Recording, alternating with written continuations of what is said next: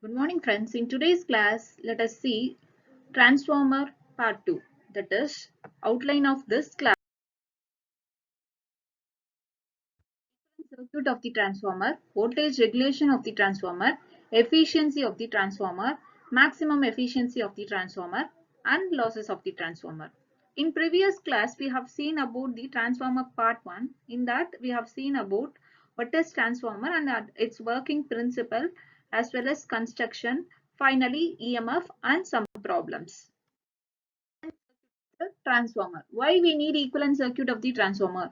So equivalent circuit is used to understand the behavior of the transformer. So this diagram represents the equivalent primary and secondary winding of the transformer. So I will explain one by one each.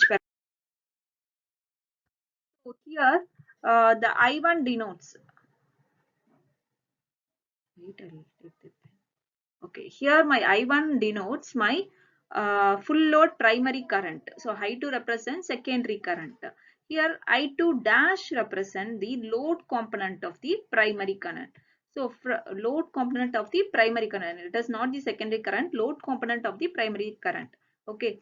First we have to connecting our external AC supply to the primary winding. So that primary winding has a resistance and reactance, that is the primary winding reactance. R1 is the primary winding resistance. Here I not represent the current of the primary winding with the no load condition. So here R not represent the resistance across the primary winding with the no load condition. So reactance of the primary winding with the no load current. Here high W represent the working current with the no load condition. I mu represent the magnetizing current with the no load condition. So EMF is induced EMF across the primary winding, and E2 is nothing but the induced EMF across the secondary winding. Then R2 represent the secondary winding resistance, secondary winding reactance, this one. We will see the equivalent circuit of the primary winding. That is, in two cases, we can see the equivalent circuit of the transformer. First one referred to the primary side, and second one referred to the secondary side. In the primary side, what we are going to do means we are going to push all our secondary winding towards the primary winding, and I will make this two part of the transformer into single part. Okay. So when the secondary parameter are referred to primary, the resistance reactance are divided by K square. That is the constant value, and voltage are divided by K, and the currents are multiplied by K. So we here R2 dash represent R2 divided by K squared. Similarly, reactance K2 dash equivalent to X2 divided by K2 squared. I2 dash represent by the, because here we are multiplying K value with the current. So I2 into K.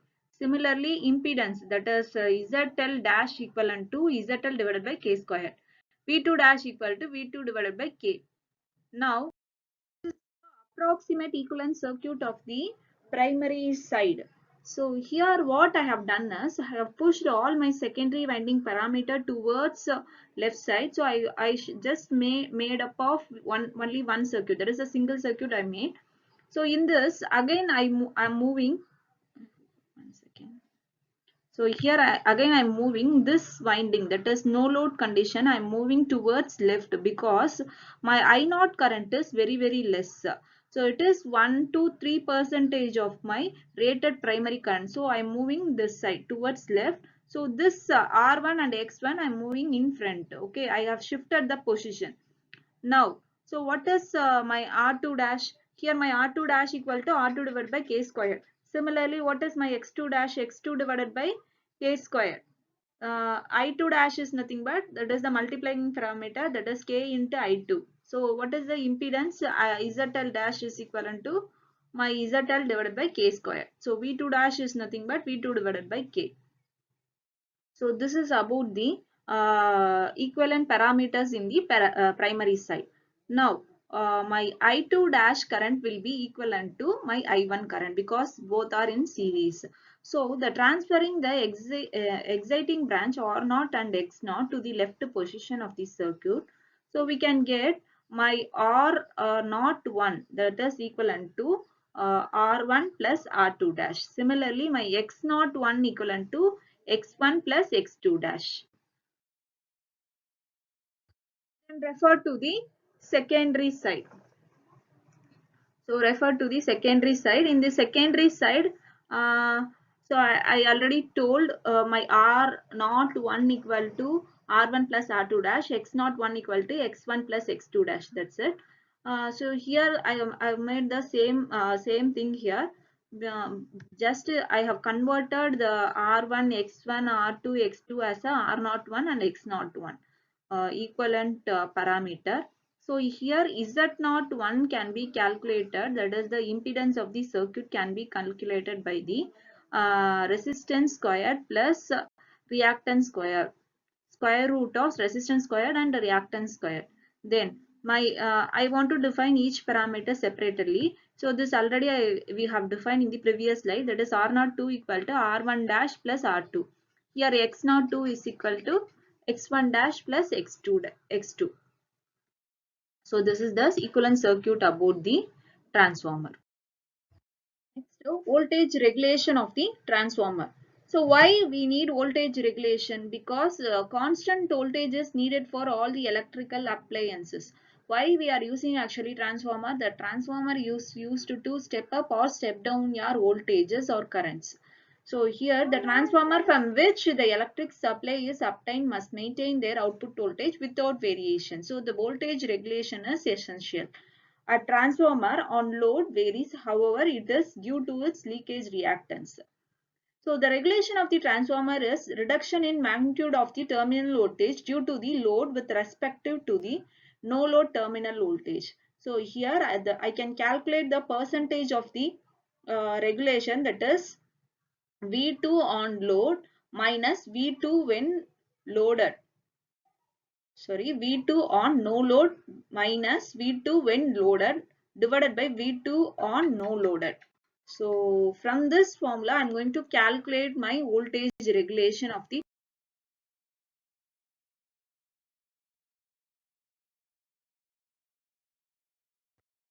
First, we will go for the lagging power factor of the voltage regulation of the transformer. So as I already know, so V2 side we have to calculate V2 on no load minus V2 when loaded divided by V2 on no load. This is the formula. So I already know what is the V2 on no load condition, that is I1 into R01 into cos phi. So cos phi, here it is.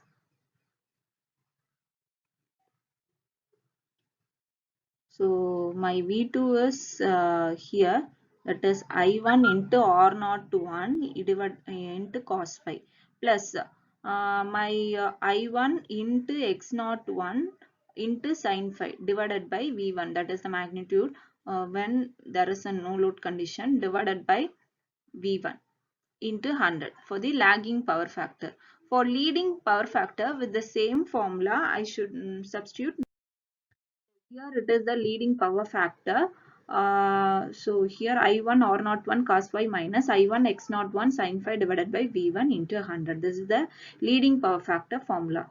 So for unity power factor, I can go for only without any cos phi and sin phi values. I can go for only I1 R not 1 divided by V1. This is the voltage regulations of the transformer when it has the leading power factor, lagging power factor and unity power factor. Efficiency of the transformer. So as we know, the efficiency formula is output power divided by input power. So I have substituted directly to the common formula for the efficiency of the transformer. But we know that the input power will be equivalent to, so the output power plus some losses. So that's what I have represented here, output power plus losses. So this loss may be a iron loss and copper loss. So we want to find out what is the output power of the transformer, what is iron loss and what is copper loss. So as we derived already, the output power will be equivalent to, so we know the general formula for the power, that is V into I. So we are going to calculate output power, that is from the secondary winding. So V2 into I2 into cos phi. So we can represent this cos phi by cos phi 2 or else cos phi. The both are okay. So this cos phi is nothing but the power factor of the transformer. So we want to calculate what is the iron loss and copper loss. The iron loss equivalent to W naught. So it is determined by the open circuit test. So you just memorize this value. Then copper loss, the copper loss value will be determined using the short circuit test at the full load, that is the omega S. So we have substitute the formula for the iron loss and copper loss in the efficiency equation. So this efficiency equation can be represented, that is output power divided by output power plus losses. So all the values I have substituted here. N represent the full load condition, and n is nothing but the uh, number of turns. So for the full load condition it is 1, and at the off load condition it is 1 by 2. Maximum efficiency. In order to achieve maximum efficiency of the transformer, we are going for this formula. Here, the same formula we are taking, that is efficiency equal to V2 I2 cos phi 2 divided by V2 I2 cos phi 2 plus copper loss and iron loss. So this is the formula. In this formula, all the value we have derived from the previous slide we have substituted. So always we know that copper loss equal to I squared R loss. So that value I have substituted. So for maximum efficiency, for the maximum efficiency, the denominator value of this ratio should be small. Then only you'll get the maximum value. So for that, I am just differentiating denominator value. I'm just differentiating denominator value, and I'm equating to the 0 in order to get the maximum efficiency. So substitute the denominator value here, V2 cos phi 2 plus Pi divided by I2 plus I2 RO2. Okay, this is the denominator value. So I'm differentiating it. So while differentiating with respect to I2, here it is 0, then minus Pi divided by I2 I squared, then plus R02, that is equivalent to 0. So from this I'm going to find out what is Pi. Pi is nothing but your iron loss equivalent to I squared or not. It is coming like this. So whenever you will get maximum efficiency, for that condition the iron loss should be equivalent to copper loss. That is the maximum efficiency of the transformer. Current maximum efficiency is from the formula we are calculating from the equation 1. So from the equation 1, if we are getting I2 means it is the square root of iron loss divided by R naught 2. So if we given iron loss and full load copper loss, the efficiency equal to full load kVA into square root of iron loss divided by full load copper loss. So why the transformer rating is in terms of kVA? Because the transformer is depends on the voltage and current, not on the power factor. Okay, voltage and current of the primary and secondary winding, not on the power factor or angle. That's why it can be mentioned in kVA rating.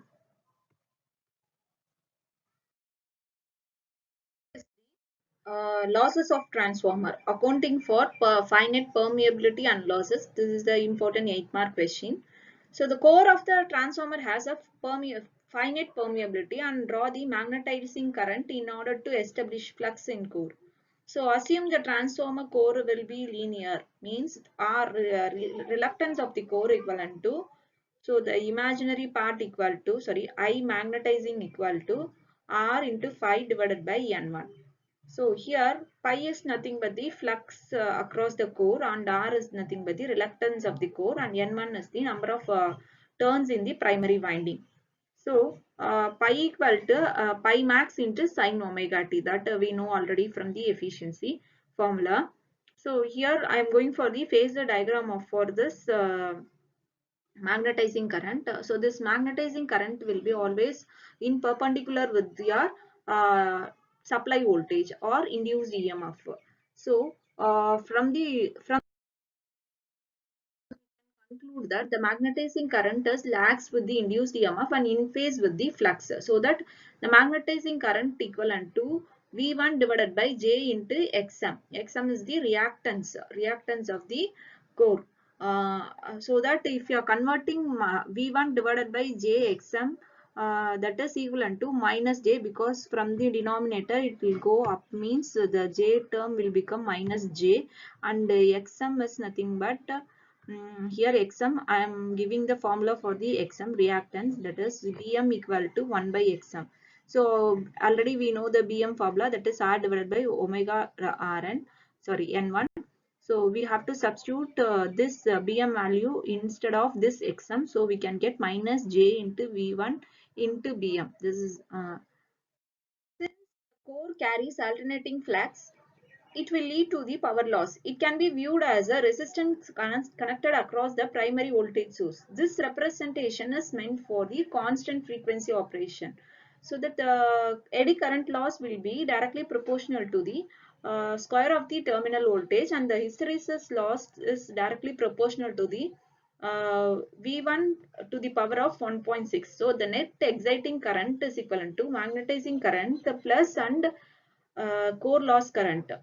So already we know the formula for the magnetizing current. It is minus J Bm into V1. Okay. So the core loss current is, it is core loss current or iron loss is equivalent to Gi into V. The next phasor diagram represents the magnetizing current lag with the E1, that is the induced EMF, and in phase with your pi, that is the flux across the core, and it has some lagging power factor with no load current. So the theta equal to 90. So the net exciting current I net has the lagging power factor. So these are the losses of the transformer, and we have found what is the next net exciting current when there is a loss, as well as what are all the losses we have gone through when the working of the transformer.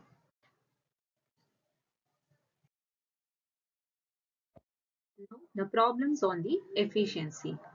A 40 kilovolts ampere 2200 per 200 volts transformer has a iron loss of 450 watts and a full load copper loss of 800 watts. Determine the percentage of efficiency of the transformer at 0.8 power factor at the off full load.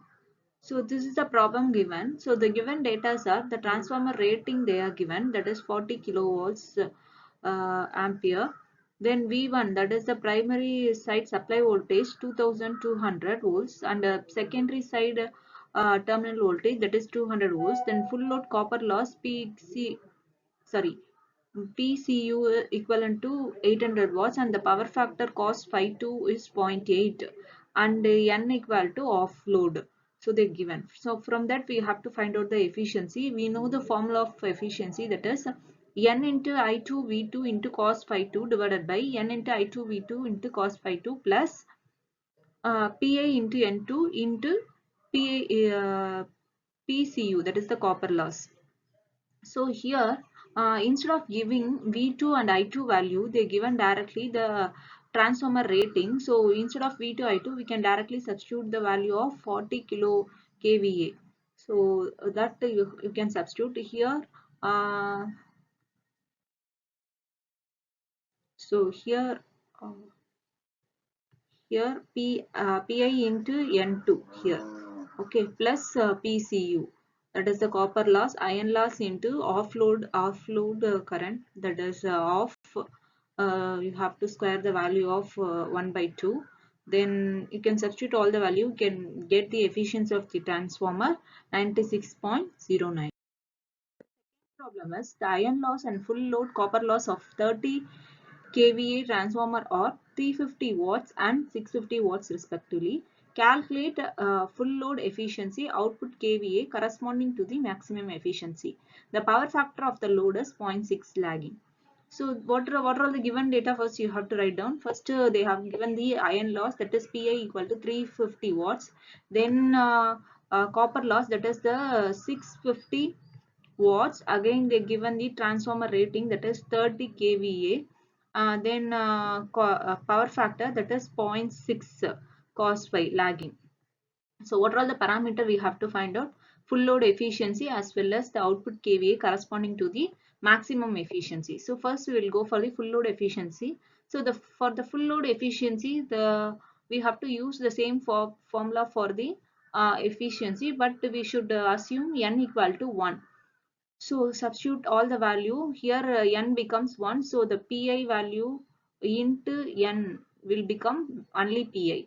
So substitute all the value from the given data, you can get 94.73% of the transformer efficiency. So while coming to for the maximum efficiency, we know the formula for maximum efficiency. So the full load kVA into square root of iron loss divided by full load copper loss. So all the values are given in the problem. So you simply substitute the values and you can get the maximum efficiency. Thank you.